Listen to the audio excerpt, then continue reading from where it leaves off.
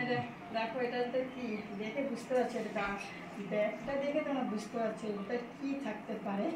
তো এই জিনিসটা একটা স্পেশাল মানুষের জন্য কেনা, আমার কাছে খুব স্পেশাল। তো সেই মানুষটার জন্য কিনেছি। আর দেখাও তোমাদেরকে এখন, এই সবই কিনে নিয়ে আসলাম। দেখো ড্রেসটা আমি চেঞ্জ করিনি, তাড়াতাড়ি করো, কেটে করো। সরে সরে দেখিয়ে একটু দেখিয়ে দিই বন্ধুদের। হ্যাঁ হ্যাঁ, এই দেখো এটা তো বের করলাম। দেখে এবার কী জিজ্ঞেস করো তো তোমার কী হতে পারে, এটার ভিতরে কী হতে পারে, কী জিনিস এটার ভিতরে। ছবিটা দেখাও। খুঁজতে আছে, এটা মুখটা খারাপ আছে। এটা এই দেখো সবে আঠা দিয়ে দিয়েছে তো। এই দেখো খুব সামান্য একটা গিফট, কিন্তু এটা বললাম আমার কাছে খুব স্পেশাল মানুষ, সেই স্পেশাল মানুষের জন্য কিনা। এই দেখো একটু কাছেতে দেখা তো। কত নিয়েছে? সে বেশি না, আমি তো যেরকম আমার পারি, তোমাদের তো তোমরা তো দিচ্ছ না।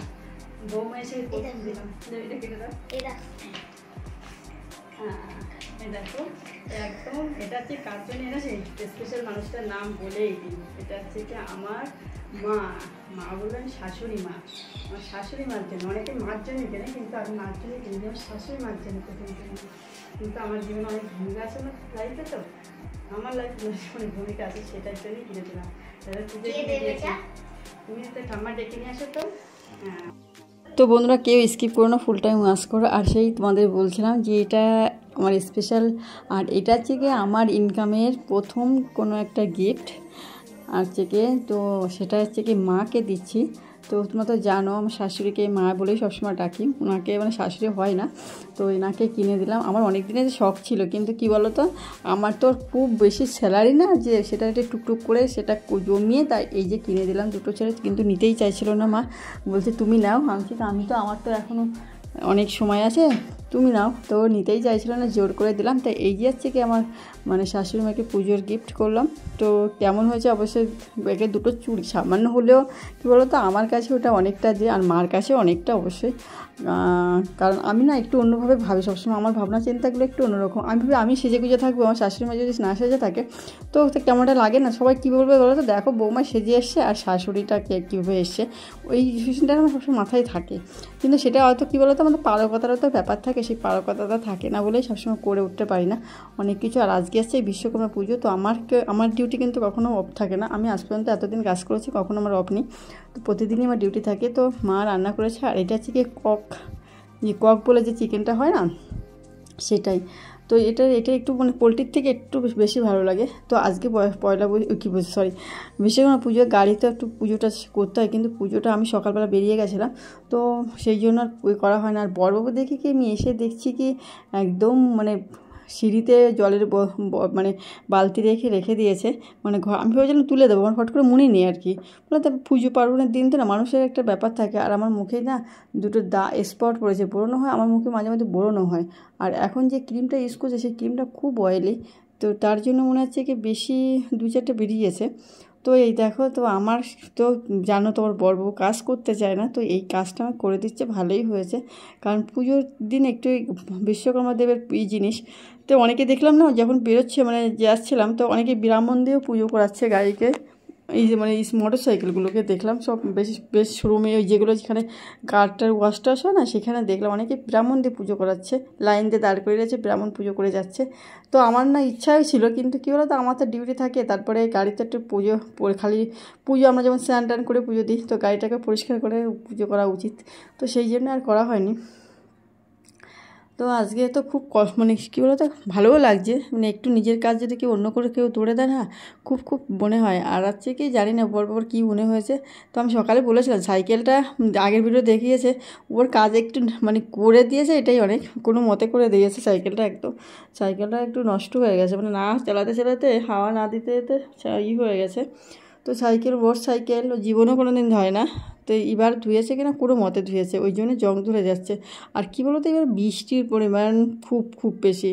আর আমার শখের গাড়িটা কী বলো তো, খুব মানে কেমন একটা হয়ে যাচ্ছে, কালার নষ্ট হয়ে যাচ্ছে, খুব শখের, কারণ আমার সমস্ত জিনিস তিল তিল করে করা তো আমার খুব শখের জিনিসও। তো আমার সাইডে ওইখানে দিদিভাই ছিল, সেই দিদিভাই বিড়ি বাজছে, তো দিদিভাইয়ের সাথে কথা বলছিলাম, গল্প করছিলাম অনেকক্ষণ ধরে, কেমন কী বৃত্তান্ত সেই সব জানছিলাম।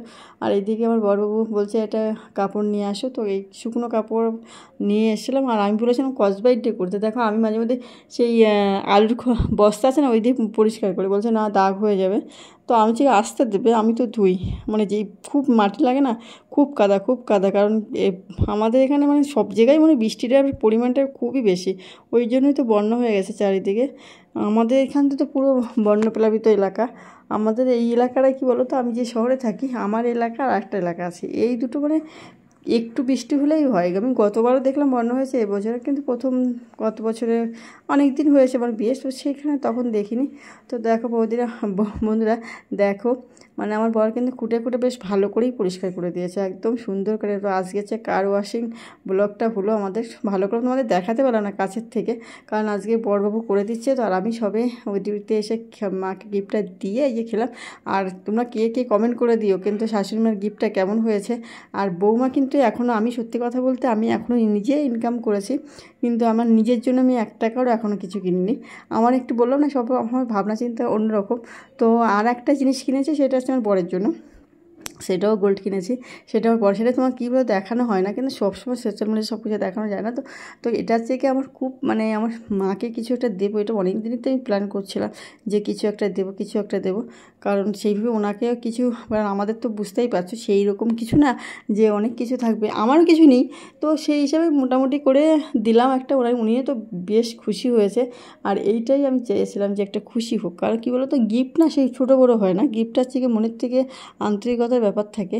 আমি যেমন জীবনে কারোর কাছ থেকে গিফট পেয়েছি কিনা, মানে খুব কম, মানে রেয়ার। আমিও যদি, সেটাও ঠিক, আমি পাইনি, আমি কাউকে সেরকম খুব একটা ভালো দিতেও পারিনি, এটাও একদম বাস্তব কথা। আমি যদি বললাম না, সবসময় আমার ভাবনা চিন্তা অন্যরকম, আমি ভাবি কি আমাকে যে, আমি তো কাউকে কিছু দিতে পারি না, তাহলে আমাকে কে দেবে, এইটা একটা ভাবনা থাকে না, অনেকের আছে না খুব পাওনা থাকে কপালে, কিন্তু আমার এই জিনিসগুলোও আমার নেই, মানে আমার একটা ব্যাড লাক কপাল, মানে আমি সেটাই আর কি ভাবি। আমার এই বান্ধবী বলে কি এই দিয়েছে, ও দিয়েছে, এ দিয়েছে, ও দিয়েছে, শাড়ি কিনাই লাগবে না। আর আমার মানে শাড়ি তো এখন একটা হয়ইনি। তাও কালকে যে আমি কিছু মার্কেট করা হয়েছে, সেটা হচ্ছে গিয়ে আমার মেয়ের জন্য না করলেই হচ্ছিলো না। আর এই যে এসে পারমিশনটাও করা হচ্ছিলো না, তাই করে নিয়ে আসলাম।